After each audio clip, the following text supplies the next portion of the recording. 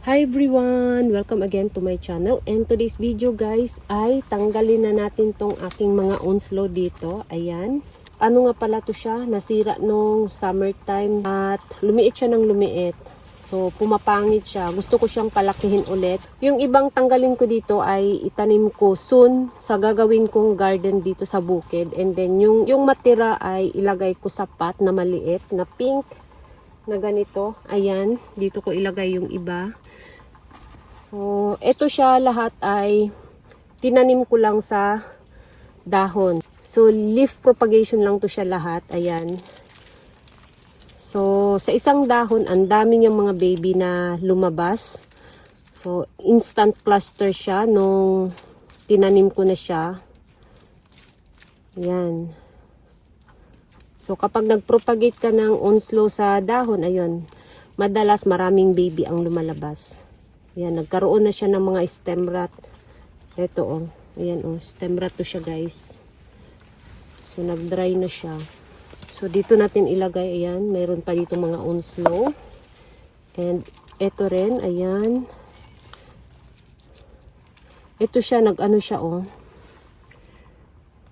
Ayan oh, nag-crested siya. Crested onslow. So kung nagtaka kayo na hindi ako nagga-gloves, hindi talaga ako mahilig mag-gloves guys. Lalo na kapag hinawakan ko yung aking mga succulents. Ayaw ko mag-gloves. Medyo hindi ako komportable na may gloves. Ayan, nalinis na siya. So nagga-gloves lang ako kapag nagbunot ng damo. Ayun, nagga-gloves ako. Pero pag nagtanim ako, hindi ako nagga-gloves. Or naglinis ng mga succulents, hindi ako nagga-gloves. So, meron talaga sigurong ganun na tao, katulad ko, na ayaw mag-gloves. Yan, ang pangit na ng ano, oh. Diba? So, ipaghiwalay nga natin. Yan. So, ito siya, itanim ko sa pot. Yan, nagkaroon na siya ng stem rot. Okay, stem rot na yung kanyang ano. So, paghiwalay na lang natin kasi mayroon siyang stem rot. Ayan, di ba? Ang bilis matanggal.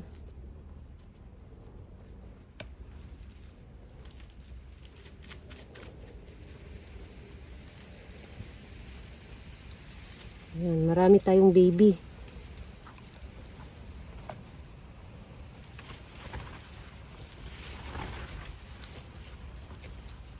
So, ito hindi na natin ihiwalay. Ayan, tinisin na lang natin.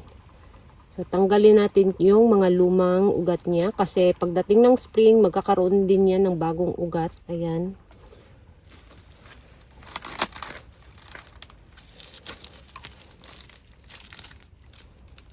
So, nung nagdilig ako dito sa loob ng mini greenhouse, diniligan ko na rin to siya. Kasi plano ko talaga siyang tanggalin sa pot. Kaya diniligan ko muna para makainom siya ng kahit konti ng tubig.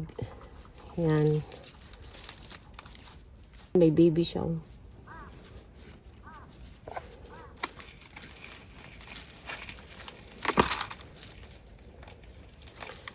Kaya din siguro nasira siya kasi may mga mga dilaw na mga itlog.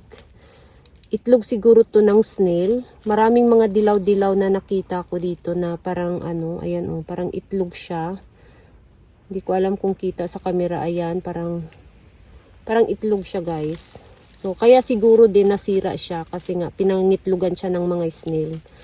Ayan, mahilig kasi umakyat yung snail sa patungan ko. So, yung mga ibang niripat ko galing doon sa patungan ko. Yung babang pot nila dito sa ilalim, maraming mga itlog. Maraming mga dilaw. Na mga bilog-bilog. Siguro, yun, itlog ng snail. So, sa siguro, pagdating ng tag-ulan dito sa amin, magbudbud siguro ako ng ng asin sa paligid ng patungan ko. Konti lang yung ibudbud ko, subukan ko lang. Kasi kapag pinasobrahan ko naman, yung baka masira yung tanim ng aking father-in-law. Baka pumunta dun sa tanim ng aking father-in-law yung asin. Yan. Makasira pa tayo ng mga halaman niya dahil sa asin. So, konti lang yung ibudbud ko sa ng aking patungan. Paligid lang ng aking patungan. Yung mga paa lang ng mga patungan ko doon banda. Doon naman siya umaakyat sa paanan ng patungan ko. So, doon lang yung lagyan natin ng asin. Pati dito sa mini greenhouse ko, magbudbud din ako ng asin. Mahirap na kung mga halaman ko dito ay pamahayan ng mga mga ba to? Snail. Ayan. Medyo marami na tayong nakuhang babies. Ayan, oh. Medyo basa pa siya, guys. Hindi pa siya totally dry. Medyo moist pa, oh. At maraming mga, tingnan niyo, ayan, oh. Yan yung sinasabi ko. Ito. Mga bilog-bilog. Ang dami niyang bilog-bilog. Ito rin, oh. Ayan, oh. Ito. Kaya siguro nasira yung onslow ko kasi may mga itlog. May nakita kasi akong video, daw yun. Itlog ng snail. So, ayun. Ayan. Ito, oh, maganda sana, oh.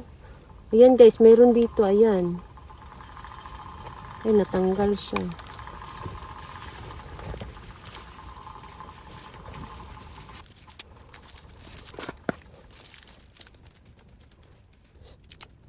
Ay, wala na.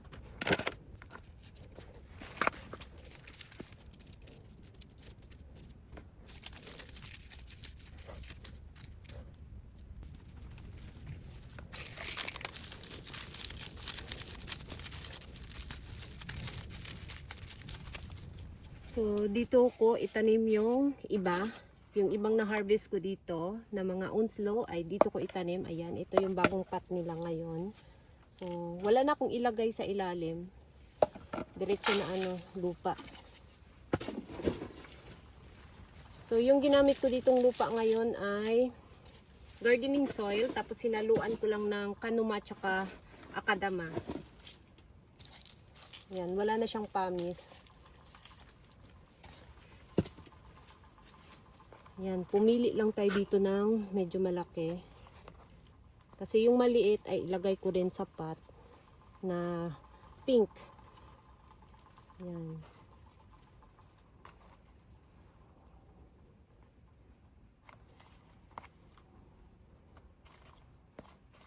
So, ito.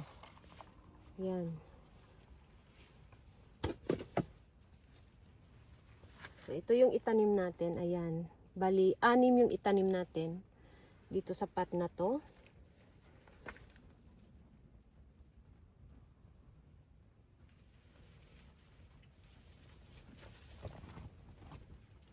Yan.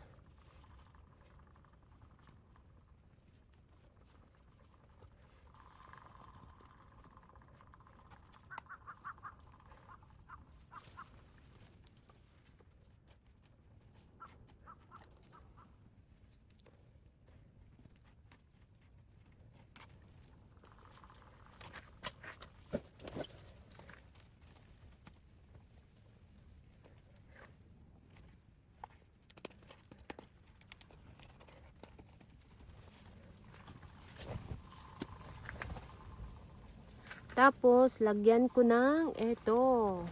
Yan, meron akong pinutol na ruby necklace. Yan. Pang accent. Ayan.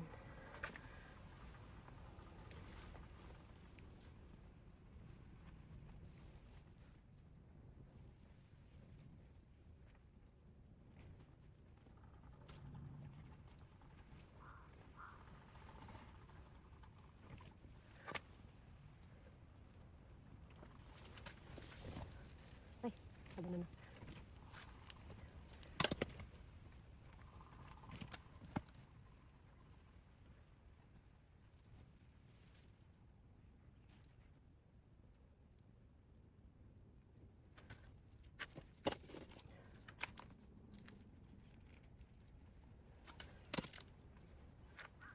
ito na yung huli. Ayan.